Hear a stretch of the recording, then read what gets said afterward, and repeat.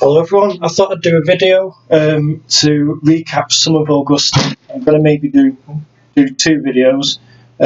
First one, just an overview about pre and post Lapsarian, so before the fall and after the fall with Augustine. And then the second one, I might do Augustine and Pelagius, but I've not made any notes for that just yet. I've not rehearsed this might be decent, it might be a bit rubbish.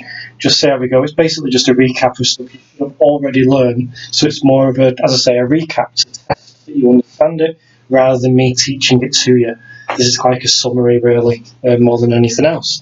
I've tried to write on the board some key points and key terms. I'm hoping you can read it all right, and it's not too small, but this is the best I can do for now.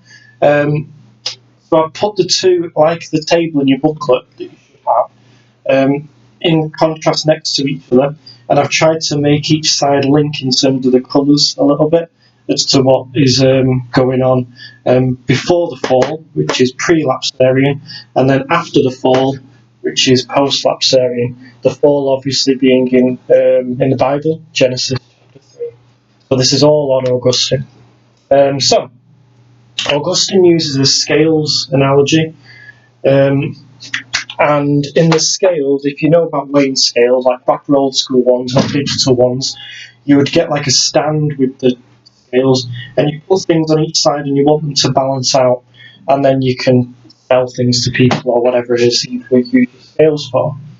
In the analogy that Augustine uses, it says that before the fall, there's an equality between caritas and cupiditas. Caritas is basically agape, it's the same, but you've got Latin term caritas, and you've got agape, which is ancient Greek for love. So it's unconditional love, friendship love, kind of like that you have with your family, hopefully. So that's caritas. Cupiditas is kind of like love for oneself, and needs and wants that you may have. And Augustine argued that before the fall, it would appear in Genesis 2 that caritas and cupiditas were equal between each other. And you can link that with one of the teachings that Jesus gave, which was to love your neighbour as yourself. Now that's an important thing, because if you can't love yourself, then you can't really extend yourself out to other people to love them well enough, arguably.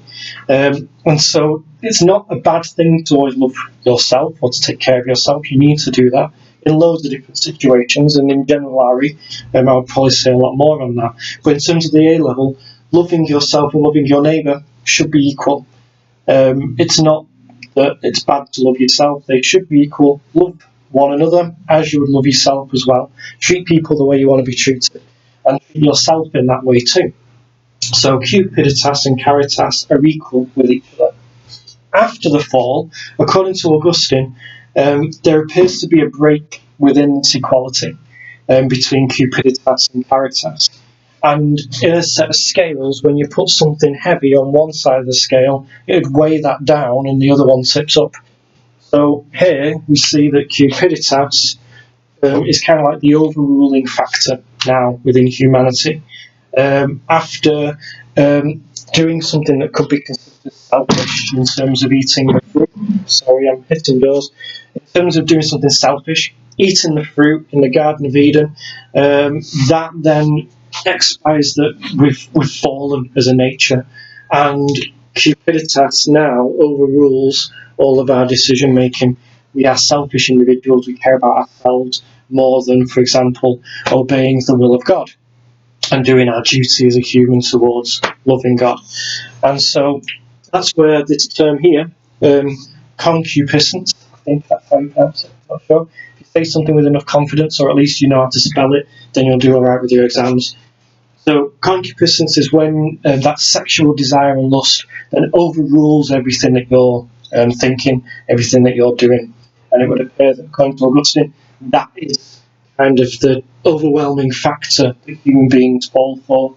And I suppose that you could argue there's a lot of truth behind that. Think about the media and how sex sells according to like products and stuff like that. People always look out for themselves often more and can be selfish and not care about others so much and trample on other people in order to get to those positions of authority and status within life.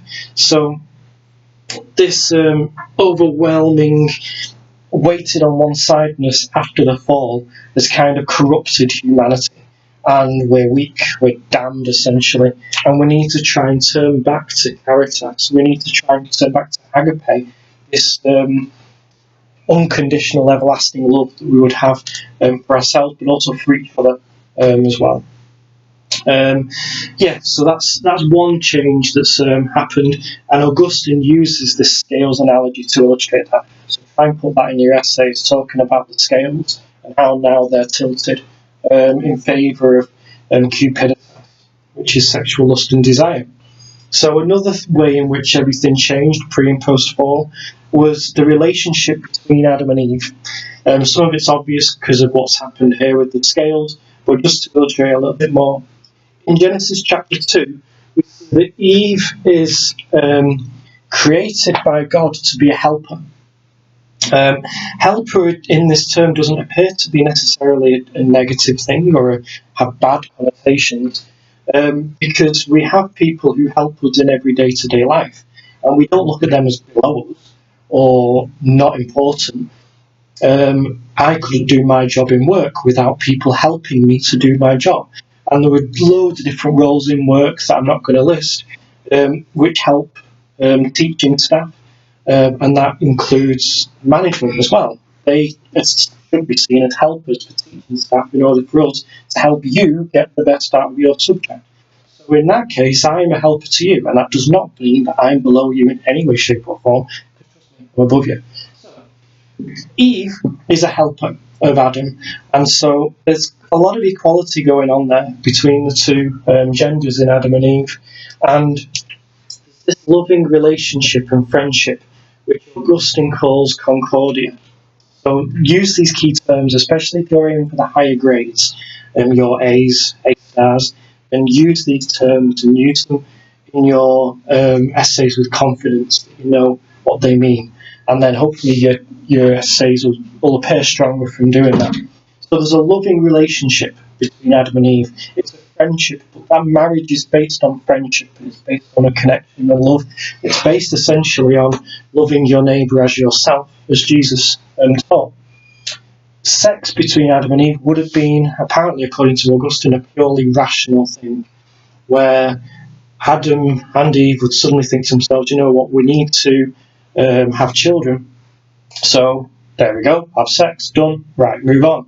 It's not something that you are overly concerned about in terms of bodily pleasures and joy and satisfaction. It's very much a rational act. The role of humanity within it all appears to be for Adam and Eve two things. Firstly, to multiply.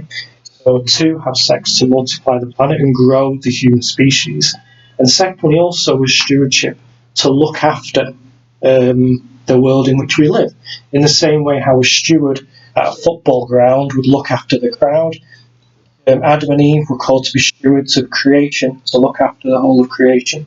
So there's a relational a rational act of sex between the two. It's not based on lust or desire or anything like that.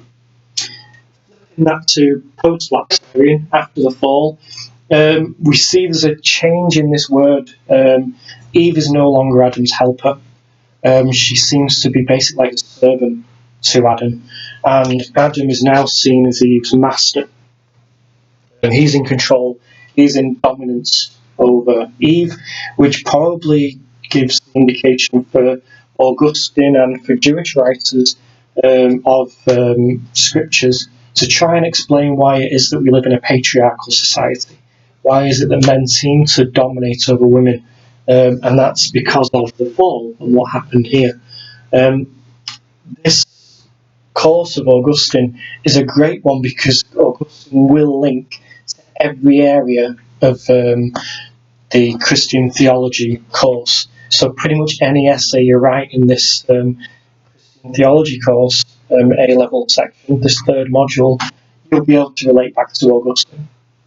So in upper sixth, you'll look at the rights and roles of women, and that's where this is going to come into play with Augustine. Now, Adam is the master of Eve, and by that case, then men are master over women. Now, I'm not saying that's true, I don't believe it personally, but that's what is coming out of the story here.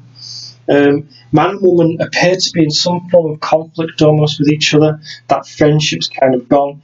The relationship now between man and woman is very much based on sexuality.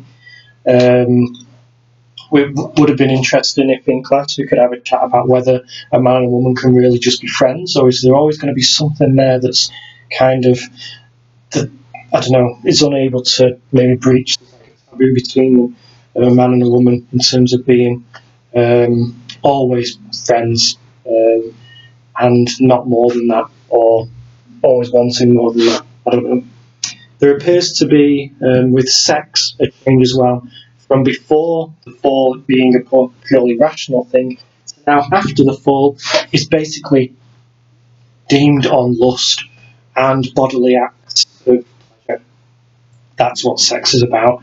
And then procreation, having children, is almost like a secondary thought within society. And so that's where things like contraception will be seen as okay within secular society, because you're having sex for pleasure and not for procreation, which links in with the sexual ethics material that you'll be looking at maybe in upper sixth. What is the importance of relationships of marriage, and should you be having sex before or after marriage, and is procreation the important aspect of that, or is it about love and pleasure? So this all links in with different areas of the course at the A level. So before the fall, sex, rational act. After the fall, there's a break in the relationship between man and woman, and it's based on lust, concupiscence, and going back again. Again, another difference between the two. Adam and Eve being in a harmony with one another is one aspect of what happened before the fall, but another aspect of it as well was in harmony with the rest of creation. And with that comes in harmony with God as well, and in a relationship with God that was close. Although I don't believe in the historicity of the Genesis accounts, I believe it kind of looks back to when the Jewish people were living in one area and then they immigrated to another. And if you look in Genesis, it will say where the Jewish people used to live, and then they immigrated over to Israel. So it's talking about that expulsion in mythological, poetic ways. Quite beautiful. Harmony with God here seems to be that God is walking around with Adam and Eve and talking to them. It's a really personal, close relationship between them. And humanity are indeed made in the image of God. None of the other animals are within the world. It's humanity that has that special role, that special relationship. How is that different after the fall? Well, we're no longer as human beings in harmony with nature. Suffering has entered the world as a privation of good, because God's no longer permanently here, if you like, and with us and shining His goodness everywhere. So suffering's entered this world as a punishment for what's happened. So we're no longer in harmony with nature anymore. But not only that, the relationship with God was damaged. Because we're to blame for what happened, because we were again seminally present in Adam and Eve. Now all of humanity is punished for that action of eating the fruit, and it's passed on through sexual intercourse. I should have maybe said that here. It relates with. Oh, I've not written it. I've written it on my notes, but I've not done it here. It relates with original sin, which is probably one of the most important aspects of this, which I forgot to write on the board. Never mind.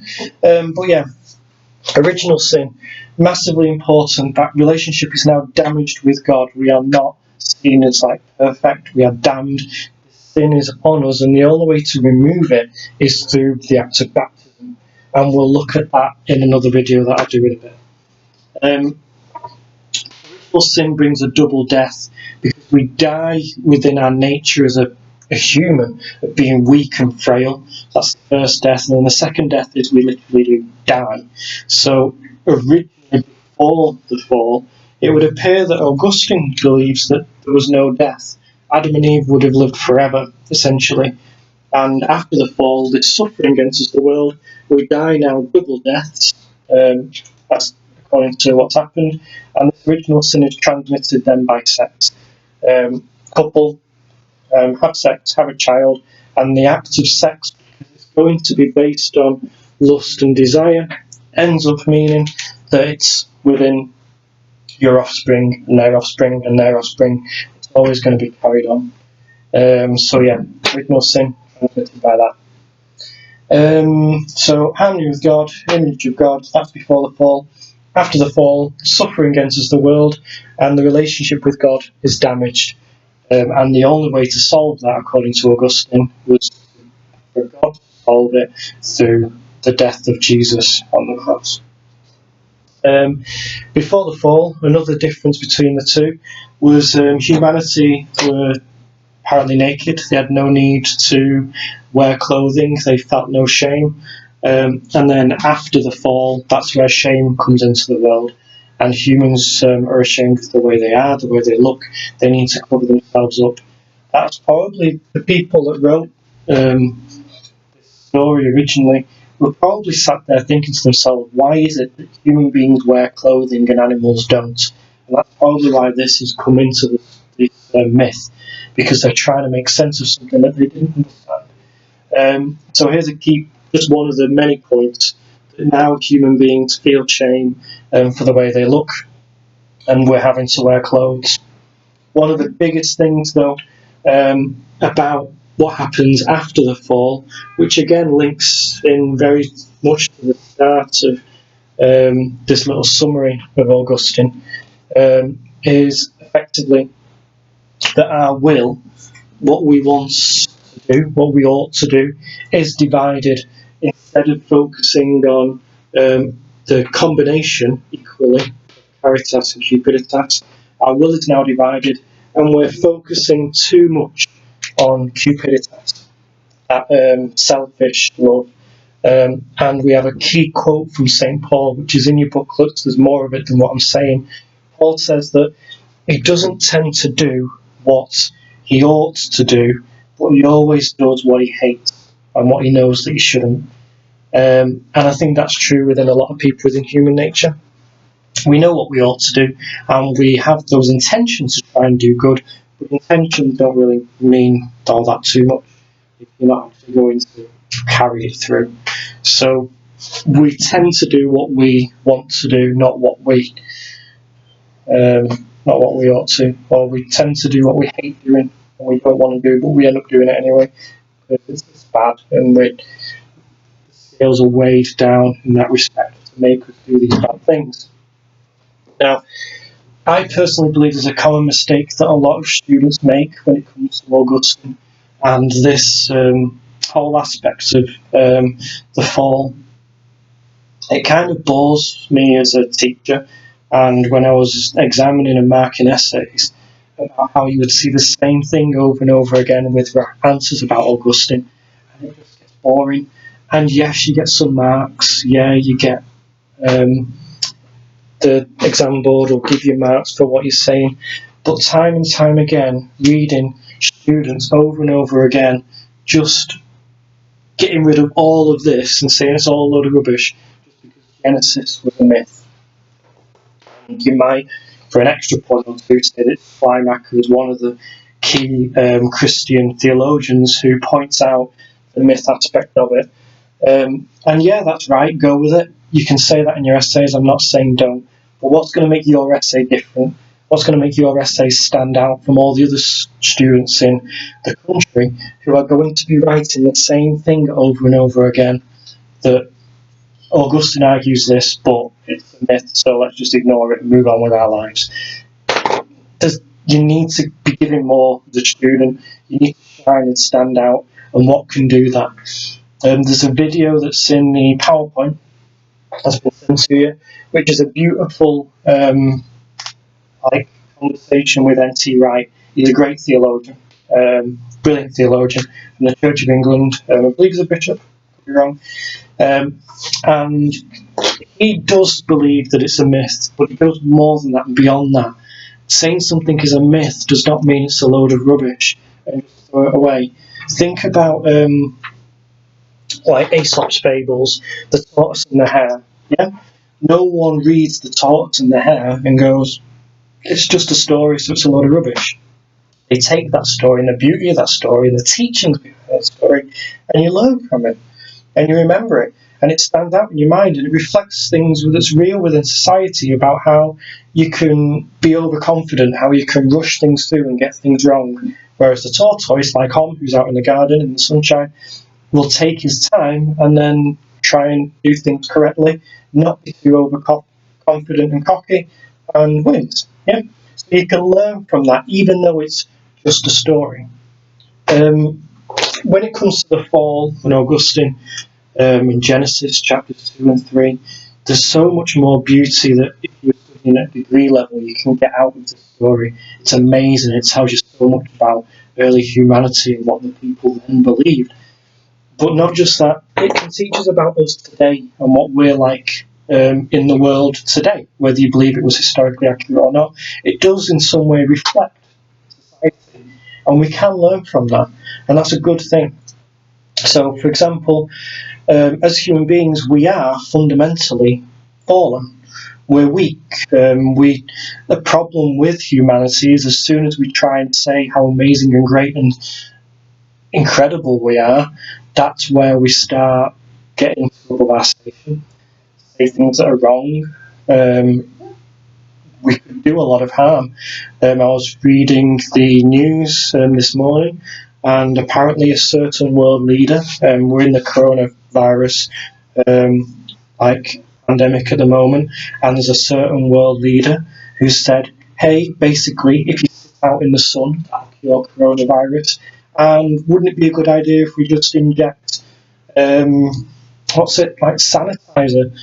hand sanitizer and bacterial stuff into your bodies, which is just, it's scary.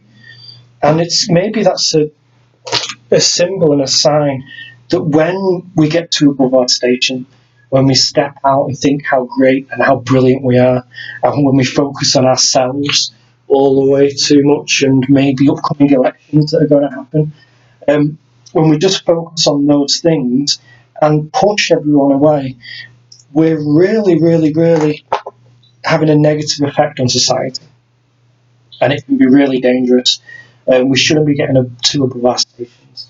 We should realise that because someone has so many likes on Instagram, just because so many people have a lot of money, that doesn't mean virtuously that you're better than someone else, because we're all weak. Just because you're a world leader does not make you any better, or a multi-billionaire doesn't make you, in the eyes of God at least, any better than a homeless person who's sat outside a shop or a supermarket begging for money. Human dignities should be awarded to both of those individuals, and no matter what merit you go off and trying to tout yourself as something amazing, no matter how much humility and self-love you push out there for the rest of the world, it won't mean you're a good person. Yeah, so we can learn from these myths and apply them to real day events that are happening now, because another thing I mentioned before, the focus within the media and within society on our appearance and on and those sort of aspects of who and what we are, which can link in with this sort of area around here.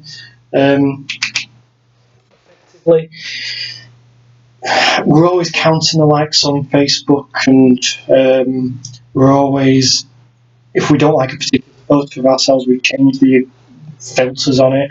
We want to portray ourselves in a certain way sexually. It's all relating to this and how we focus on this too much. And why should any of that actually really matter? Why is it that someone reaches a level of fame and importance just because of the way that they look? Where's the quality? Where's the skill? The quality and skill is the hundreds of people behind them that are driving this brand of a famous person. Does that mean they're a good person? Is that really a good thing? I'm not convinced by it, especially when it comes to stuff like Instagram. Yeah, so there's a lot of, I think, we can learn from this aspect of Augustine. Just keep us in check as human beings, and remember that we shouldn't be focusing on ourselves all the time. Remember to love ourselves, yeah, but love our neighbour equally. The two things should coincide and unite together. It shouldn't be focused on ourselves. One of the things that I've also noticed, which I've actually, in some parts of the news, enjoyed listening to, is the number of positive stories that are coming out on the news these days. How often is it that our news reporters and our news stories are always focusing on the negative things that are always happening within society? Those negative impacts and bad things all the time. One of the refreshing things about watching the news now is, not always, but quite a lot, there's actually some good news stories about how people are making a difference, how people are showing love for themselves and love for their neighbours. The number of people who, I know again, if you're watching this in the future, I don't know, you have the rainbows painted in windows to support the NHS staff. The number of people that are giving money to help organisations to combat this virus. So that's a sign of people showing inequality between Cupidus and Caritas rather than just thinking of themselves. And that's things that we can learn from Augustine. Whether the fall was historical or not, for me personally as a Christian, I think it's irrelevant. It's not important. It's what we can learn from this myth. And what we can learn from it is that we need to help one another and love one another, unite together in a caring and loving relationship. There you go. There's my little rant up. Please don't be boring in your essays and just say, Schumacher argues it's a myth, so it's not historically accurate. Boring. Say that, but put more into it. Make your essays stand out, because I guarantee every student in the country will say that. What makes you different? What makes you better? Try and be imaginative. I'll do another essay, sorry, not essay, I'll do another video thing in a bit. I'll just change my board to points about Augustine and Pelagius. Hope all's well, stay safe, take care of yourselves and each other. All the best. Bye bye.